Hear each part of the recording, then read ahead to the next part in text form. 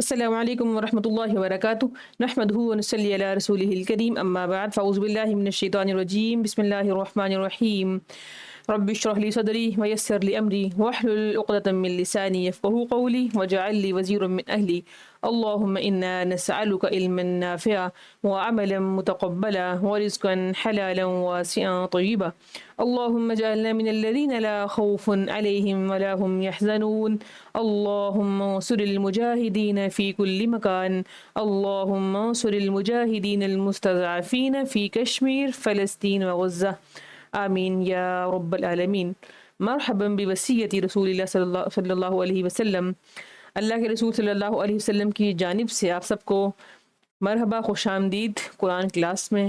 اللہ کے نبی نے فرمایا تھا، میرے بعد جو لوگ بھی تمہارے پاس قرآن کریم کا علم، یہ سچا علم، خالص علم حاصل کرنے کے لیے آئیں، انہیں خوش آمدید کہنا۔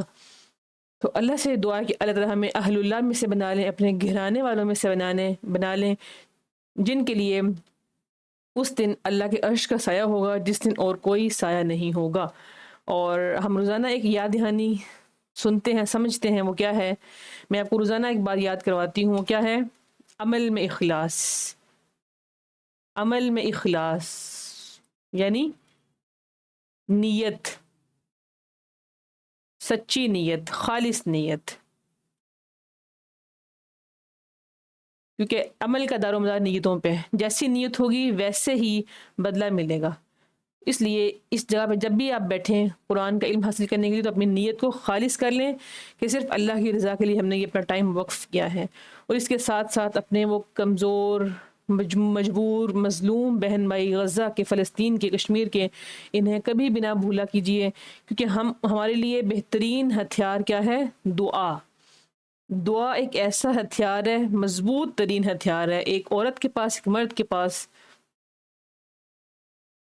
اس سے مضبوط ہتھیار اور کوئی ہو ہی نہیں سکتا، جو کہ ہم اپنے ان کمزور بہن بھائیوں کے لیے کر سکتے ہیں۔ اور دعا انشاءاللہ، دعا سے تقدیر بدل جاتی ہے۔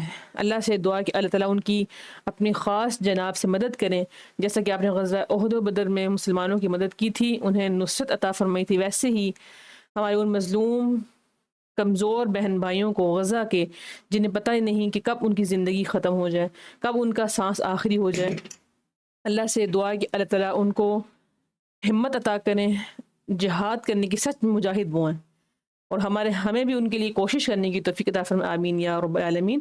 انشاءاللہ آج ہم سبق نمبر 141 141 پانچواں پارہ سورہ النساء آیت نمبر 109 سے اپنے سبق کا آغاز کریں گے۔ آپ کو یاد ہے کہ ہم منافقوں کے بارے میں پڑھ رہے ہیں، ہم منافقوں کے رویے ہم پڑھ رہے ہیں، اور کل ہم نے جہاد کے بارے میں ان کا جو رویہ ہوتا ہے وہ دیکھا تھا کہ وہ اللہ سے چھپنا چاہتے ہیں۔ اللہ فرماتے ہیں مجھ سے کوئی چھپ نہیں سکتا، جو مرضی تم کر لو، اخلاص، جو تم مرضی کر لو، اللہ سے کوئی بھی چھپ نہیں سکتا۔ ہاں تم سب کے سب،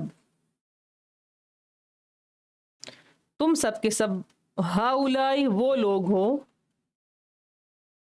جادل تم جھگڑا کیا تم نے، عنہم ان کی خاطر یا ان کے لیے، فی الحیات دنیا، دنیا کی زندگی میں۔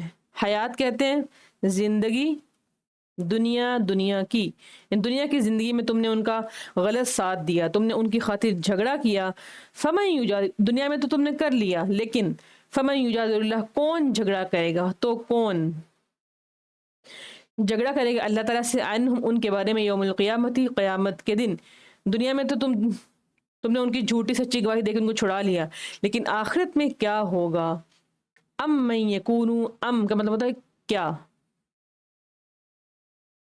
یا پڑھ لیں، یا من کون، یا کون، یکونو ہوگا، علیہم ان پر، وکیلا کارساز، یعنی اس دن ان کو اللہ سے کون بچائے گا، کون ان پر وکیل ہوگا، کون ان کی سفارش کرے گا، کون ان کی وکالت کرے گا؟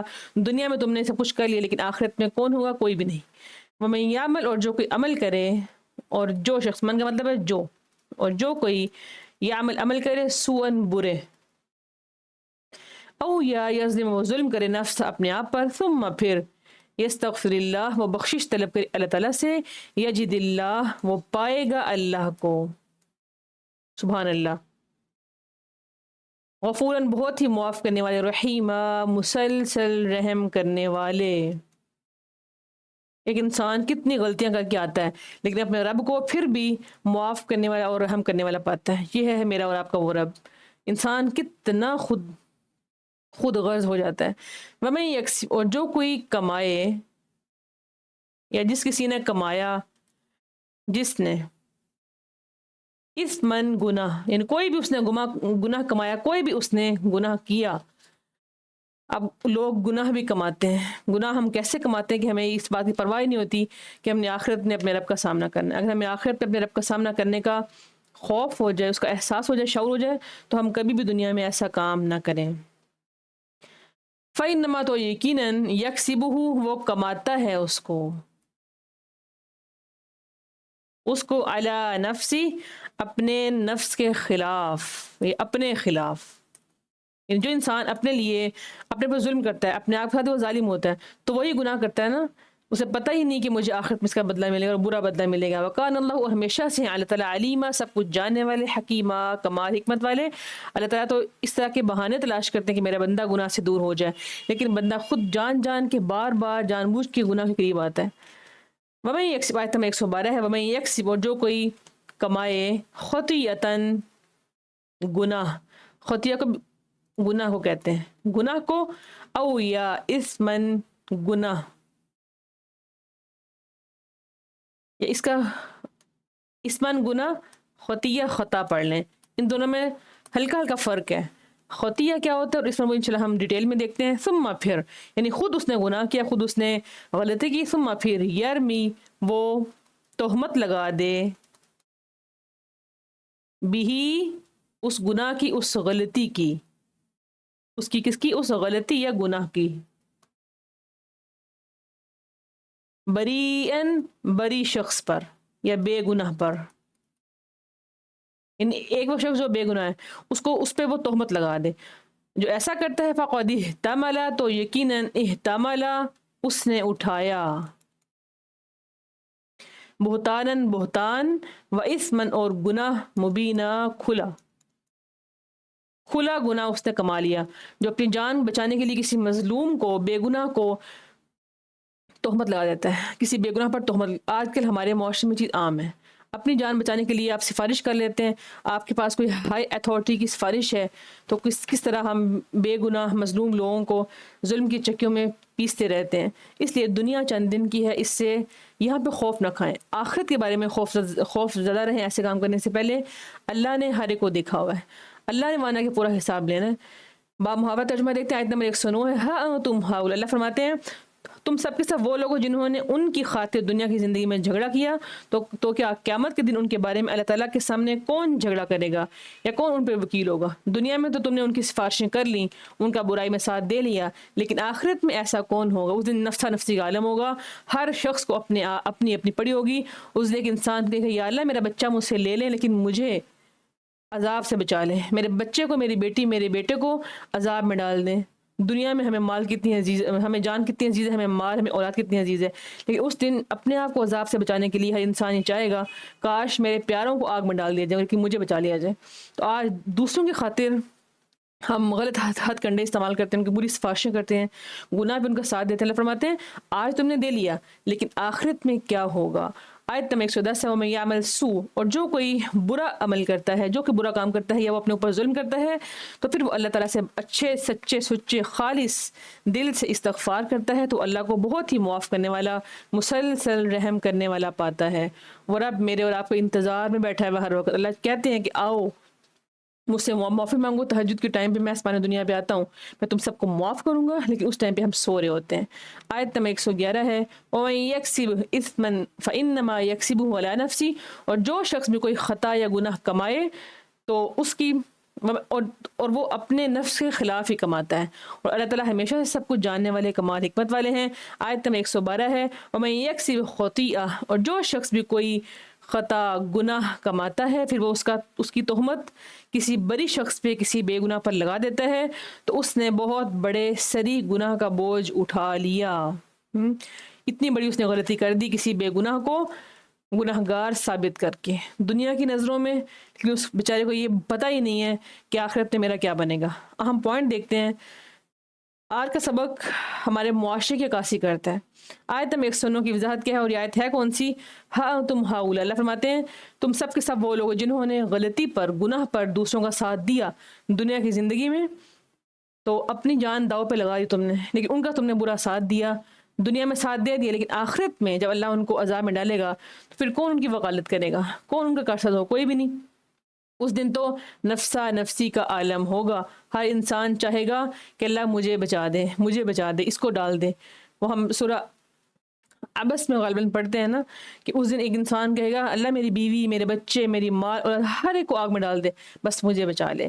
لیکن اس دن عمل آپ کا جو عمل ہے نا، عمل جس کو آج ہم بڑا ہلکا سمجھتے ہیں، بس یہ کام آئے گا جس کا عمل وزنی ہوگا، جس کا نامہ اعمال وزنی ہو گیا، اس میں اچھے عمل، نیک عمل زیادہ ہوں گے، اس کا بیڑا پار ہو جائے گا، اس کی نجات یقینی ہوگی، باقی سب کے سب لوگ رستے میں رہ جائیں گے۔ اللہ سے دعا ہے کہ اللہ تعالیٰ اس دن ہم سب کے نامہ اعمال ہمارے دائیں ہاتھ میں دے اور ہمارے اچھے عمل وزنی ہوں، آمین یا رب العالمین۔ اللہ کیا فرماتے ہیں؟ تم نے آج دنیا میں مجرموں کی وکالت کر لی، تم نے ان کا آج ساتھ دے لیا، جھوٹ پر ساتھ دیا، جھوٹ پر، گناہ پر، جھوٹی گواہی پر۔ جھوٹی گواہی آج ہمارے معاشرے میں کس قدر عام ہے۔ اللہ فرماتے ہیں تم نے آج ایسا کر لیا، لیکن آخرت میں تم یہ ایسا کیسے کر سکتے ہو؟ کل کے دن جب اللہ سب لوگ اللہ کے سامنے حاضر ہوں گے تو اس وقت اللہ تمام پوشیدہ اور ظاہری اعمال کو سب کے سامنے لے آئیں گے۔ اس دن مجرموں کی وکالت کون کرے گا؟ اس دن ان کے بارے میں جھوٹی گواہی کون دے گا؟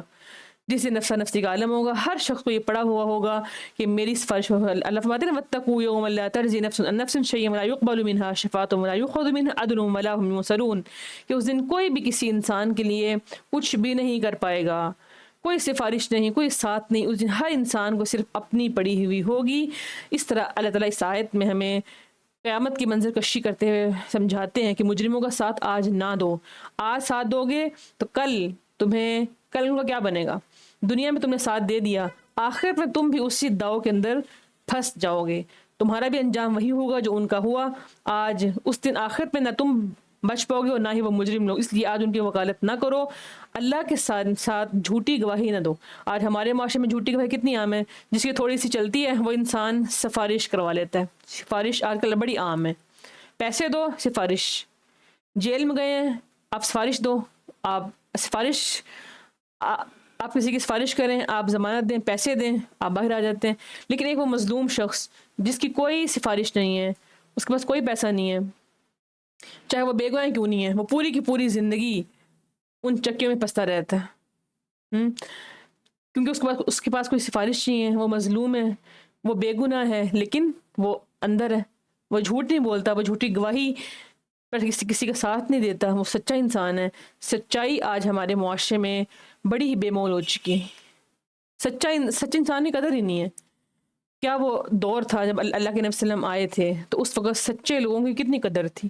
اللہ سے دعا کہ اللہ تعالیٰ ہمیں جھوٹی گواہیوں سے اپنے خاص امان میں رکھے۔ ہم نے پیچھے پڑھا کہ جھوٹی گواہی دینے والے پر اللہ تعالیٰ کی لعنت ہوتی ہے، تو آج ہمارے معاشرے میں جھوٹی گواہی عام ہے۔ اللہ فرماتے ہیں اللہ تعالیٰ کی عدالت میں کوئی اصول وراثت نہیں چلتا، وراثت کا لینا دینا بھی نہیں ہے۔ اس دن کیا ہوگا؟ عمل، اللہ کی عدالت میں صرف عمل چلتا ہے، عمل، اس دن عمل ہوگا، جس کا عمل زیادہ اچھا ہوگا، بڑا ہوگا، وہ انسان کامیاب ہوگا۔ اگلا پوائنٹ ہے وہ میں یہ عمل سو، اللہ فرماتے ہیں جو کوئی برے عمل کرتا ہے، جو کوئی برائیاں کماتا، پوری زندگی وہ برائیاں کماتا رہا، اس کا آخرت میں کیا انجام ہوگا؟ برائیاں اس نے کمائی، اپنے پر ظلم کیا، لیکن اب اس کو ہدایت آ گئی، اب وہ اللہ سے معافی مانگتا ہے، پھر اللہ تعالیٰ اس کو معاف بھی کر دیتے ہیں۔ سو کہتے ہیں کبھی کام کو، اور کبھی کا مطلب ہوتا ہے بہت ہی کوئی برا کام، کبھی بہت برا کام کرنا، کبھی ہم کہتے ہیں کبھی حرکت، تم نے بہت ہی کوئی برا گناہ کیا ہے جس سے کوئی برائی پہنچتی ہے۔ سو وہ گناہ جس سے انسان اپنے علاوہ دوسروں کو بھی نقصان دیتا ہے، جیسے جھوٹی گواہی اور بے گناہ پر تہمت لگانا۔ یہ جو جھوٹی گواہی ہے نا، جھوٹی گواہی اور بے گناہ پر تہمت لگانا،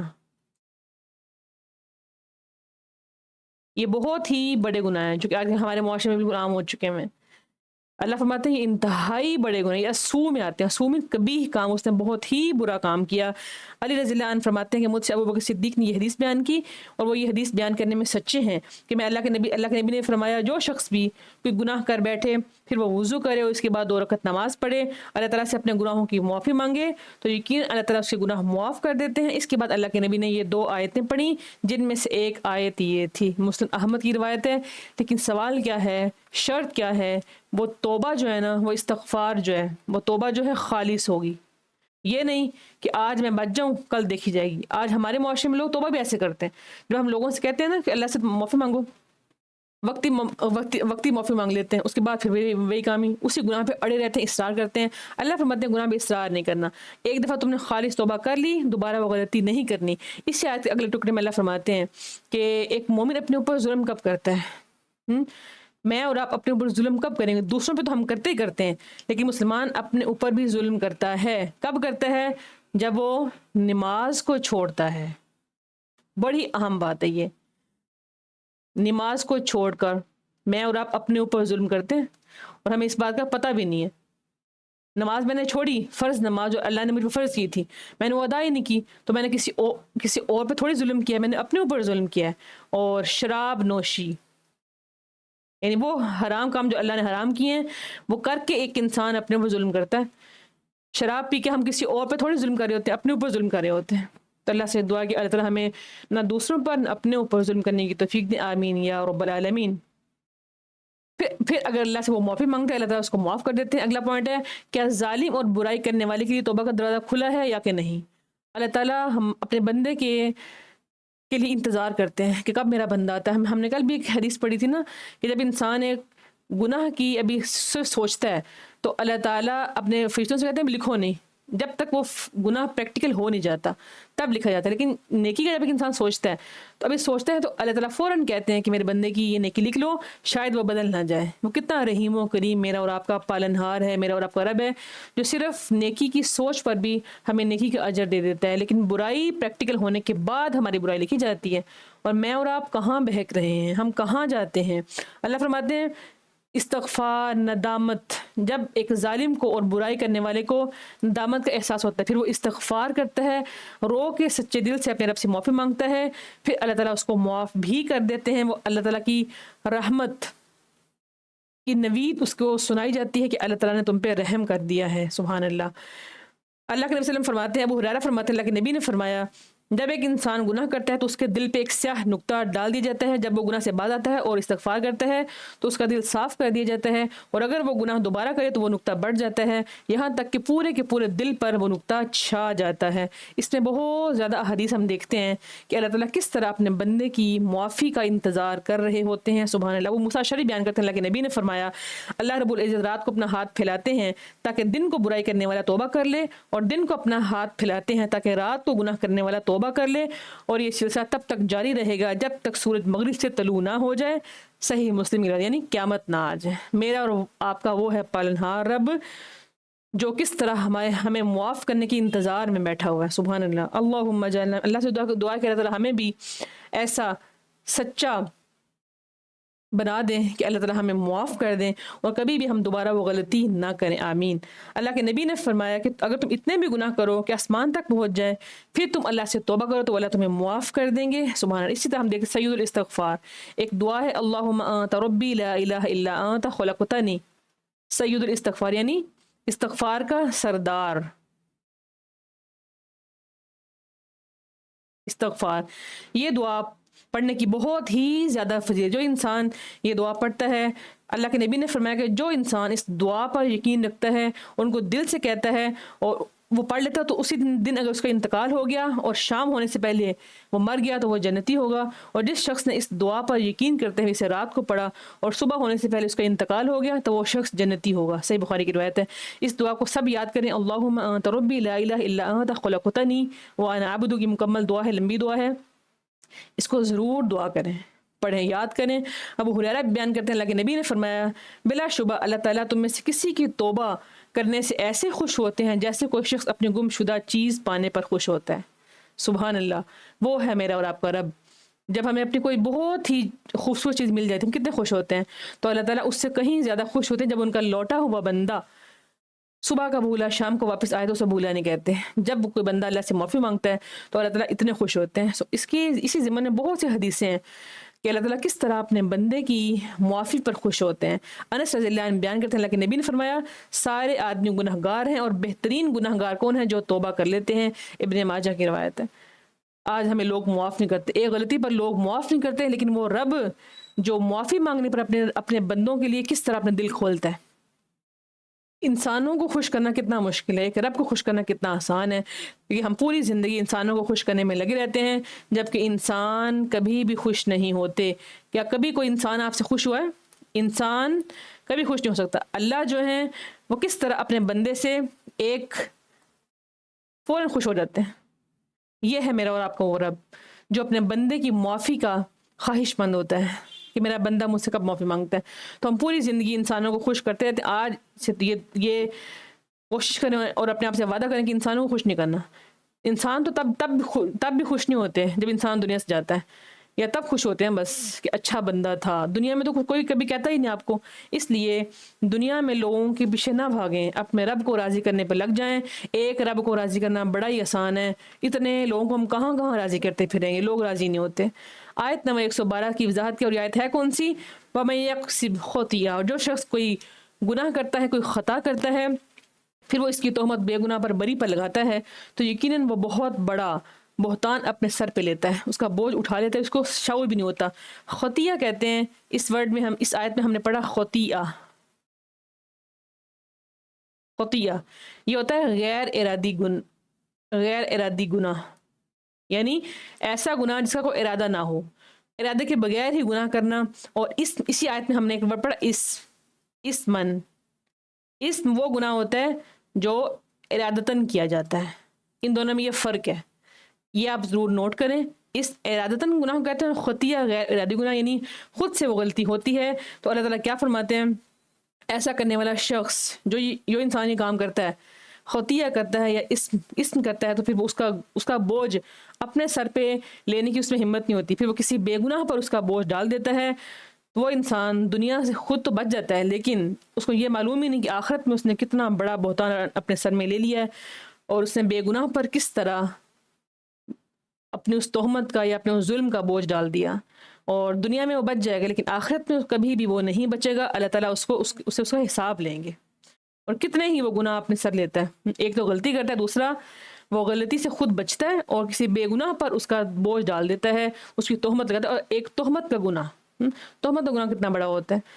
اللہم احفظنا منہ اللہم لا تجعلنا منہ. اگلا پوائنٹ ہے بڑا اہم ہے، بہتان لگانے کی مثال کیا ہے؟ اور یہ حدیث رسول سے ہم دیکھتے ہیں. عائشہ رضی اللہ عنہ سے روایت ہے کہ عرب کے کسی قبیلے کی کالی لونڈی تھی. کالی لونڈی، اس کو آپ ضرور دھیان سے سنیں. انہوں نے اسے آزاد کر دیا، عائشہ رضی اللہ عنہ نے اس کو آزاد کر دیا اور وہ انہی کے ساتھ رہتی تھی. اس نے بیان کیا کہ ایک دفعہ ان کی ایک لڑکی جو دلہن تھی نہانے کو نکلی، اس کا کمر بند سرخ تسموں کا تھا. اس نے وہ کمر بند اتار کے رکھا تو وہ اس کے جسم سے گر گیا. پھر اس طرف ایک چیل گزری جہاں وہ کمر بند پڑا ہوا تھا. چیل اسے سرخ رنگ کی وجہ سے گوشت سمجھ کے اٹھا کے لے، یعنی جو چیل ہوتی ہے وہ گوشت کو کھاتی ہے نا، تو اس نے اس کمر بند کو سمجھا یہ گوشت ہے، تو اس کو یہ گوشت سمجھ کے اس نے جھپٹ لیا اور اٹھا کے لے گئی. بعد میں قبیلے والوں نے اسے بہت تلاش کیا لیکن اسے کہیں نہیں ملا. ان لوگوں نے اس کی تہمت مجھ پر لگا دی. وہ کالی لونڈی کہتی ہے کہ انہوں نے اس کی تہمت مجھ پر لگا دی اور میری تلاشی لینا شروع کی، یہاں تک کہ انہوں نے اس کی شرمگاہ تک کھول دی. استغفر اللہ، انہوں نے میری شرمگاہ تک کی تلاشی لی. اس کے بعد اس نے بیان کیا اللہ کی قسم میں ان کے ساتھ اسی حالت میں کھڑی تھی کہ وہ چیل آئی اور اس نے ان کا وہ کمر بند گرا دیا. وہ ان کے سامنے ہی گرا اور میں نے اسے دیکھ کے کہا یہی تو ہے جس کی تم مجھ پہ تہمت لگاتے تھے، تم لوگوں نے مجھ پر اس کا الزام لگایا تھا حالانکہ میں اس سے پاک تھی. یہی تو ہے وہ کمر بند. اس لونڈی نے کہا کہ اس کے بعد میں اللہ کے نبی کی خدمت میں حاضر ہوئی اور میں اسلام لے آئی. عائشہ رضی اللہ عنہا بیان کرتی ہیں کہ اس کے لیے مسجد نبوی میں ایک بڑا خیمہ لگایا گیا، یا یہ کہا کہ چھوٹا سا خیمہ لگایا گیا. عائشہ رضی اللہ عنہ نے بیان کیا کہ جب بھی وہ لونڈی میرے پاس آتی تو مجھ سے باتیں کرتی تھی. جب بھی وہ میرے پاس آتی تو مجھے کہتی کہ کمر بند کا دن میرے رب کی عجیب نشانیوں میں سے تھا. کمر بند کا دن میرے رب کی عجیب نشانیوں میں سے تھا. اسی نے مجھے کافر ملک سے نجات دی اور میں مسلمان ہو گئی۔ عائشہ رضی اللہ عنہا بیان کرتی ہیں کہ میں نے اس سے کہا آخر بات کیا ہے؟ جب بھی تم میرے پاس آتی ہو تو تم یہ بات ضرور کہتی ہو کہ کمر بند کا دن میرے رب کی عجیب نشانیوں میں سے تھا۔ تو آپ نے بیان کیا کہ پھر اس نے مجھے پورا کا پورا یہ قصہ سنا دیا کہ میرے ساتھ ایسے ایسے ہوا تھا اسلام لانے سے پہلے۔ صحیح بخاری کی روایت ہے۔ یعنی بہتان جو انسان لگاتا ہے، کس طرح اللہ تعالیٰ بری ذمہ شخص کی ولایت کرتے ہیں، کس طرح بری ذمہ شخص کو اللہ تعالیٰ بری کر دیتے ہیں جب کوئی انسان کسی پہ گناہ بہتان لگاتا ہے۔ اس لیے بہتان لگانے کی سزا بہت بڑی ہے۔ بہتان نہیں لگانا۔ بہتان کبیرہ گناہوں میں سے ایک ہے کہ آپ کسی کو گناہ گار ثابت کرنے کے لیے جھوٹ بولتے ہیں، پھر آپ اس کے اوپر، وہ بری ذمہ ہوتا ہے، بے گناہ ہوتا ہے، آپ اپنے آپ کو بچانے کے لیے اس کے اوپر تہمت لگاتے ہیں، اس کو جھوٹا کرتے ہیں لوگوں کی نظروں میں۔ لیکن یہ دنیا ہے، آج کر لیں گے، کل آپ کو اس کا انجام بھگتنا پڑے گا۔ آپ اپنے سر بہت بڑا گناہ، صریح گناہ، بہتان کا بوجھ اٹھاتے ہیں، پھر اس بے گناہ شخص کے بارے میں آپ لوگوں سے باتیں کرتے ہیں کہ یہ گناہ گار ہے، حالانکہ وہ گناہ گار نہیں ہوتا۔ تو اللہ تعالیٰ کیا فرماتے ہیں؟ بے گناہ پر الزام لگانے والا ایک بوجھ اپنے سر پہ اٹھا لیتا ہے، اور یہ بوجھ انسان کے ضمیر کا بوجھ ہوتا ہے جو اس کے دل پہ ہمیشہ لگا رہتا ہے۔ انسان عملی طور پر اس جرم کا بوجھ اپنے سر پہ محسوس کرتا ہے، لیکن وہ کسی سے اظہار نہیں کرتا۔ جتنے لوگ ایسے ہوتے ہیں نا جو بری ذمہ لوگوں کو جیل میں پھنساتے ہیں، ان پہ جھوٹ باندھتے ہیں، بہتان تہمت لگاتے ہیں، وہ کبھی خود کامیاب نہیں ہو سکتے۔ نہ وہ کامیاب ہوتے ہیں، نہ ہی ان کو راتوں کو نیند آتی ہے۔ راتوں کو ان کی نیندیں اڑی ہوئی ہوتی ہیں، صرف اپنے آپ کو بے گناہ ثابت کر کے کسی بے گناہ معصوم مظلوم پر تہمت لگانے والا شخص کبھی بھی خود نہ کامیاب ہوتا ہے، نہ ہی پرسکون سو سکتا ہے، پھر ٹینشن میں رہتا ہے اور اسے کئی قسم کی بیماریاں لگتی ہیں۔ اس لیے اللہ کی طرف لوٹ آئیں، اور مظلوموں پہ تہمت لگانا، ان کو بے گناہ کرنا، انہیں بے گناہ ثابت کرنے کی کوشش ہرگز نہ کریں، کبھی ترین گناہ ہے۔ اللہ تعالیٰ کیا فرماتے ہیں کہ توبہ کا دروازہ ظالم کے لیے بھی کھلا ہوا ہے، ہر شخص کے لیے کھلا ہوا ہے، لیکن شرط کیا ہے؟ شرط اول کیا ہے؟ وہ توبہ خالص ہو، توبۃ النصوحہ، سچی خالص ہو، ایسی توبہ جس کے بعد دوبارہ گناہ کرنے کی کوشش نہ کی جائے۔ وہ توبہ پھر اللہ تعالیٰ اپنے بندے کی معاف کرتے ہیں۔ اللہ سے دعا کہ اللہ تعالیٰ ہمیں سچ میں نادم ہو کے اپنے رب سے خالص توبہ کرنے کی توفیق دیں، اور وہ تہجد کے ٹائم جب ہمارا رب ہمارا انتظار کر رہا ہوتا ہے، اس ٹائم پہ ہم اپنے رب سے معافی مانگے۔ وہ رب میرے اور آپ کے انتظار میں بیٹھا ہوا، وہ رب ہماری توبہ قبول کرنے کے رب کتنا خواہش مند ہے، کتنا خوش ہوتا ہے، جتنا ایک انسان اپنی گمشدہ چیز پانے پہ خوش ہوتا ہے۔ اللہ سے دعا کہ اللہ تعالیٰ ہم سب کو سچے خالص توبہ کرنے والے بنا دے، آمین یا رب العالمین۔ سبحانک اللہم و بحمدک، نشہد ان لا الہ الا انت، نستغفرک و نتوب الیک۔ السلام علیکم ورحمۃ اللہ وبرکاتہ۔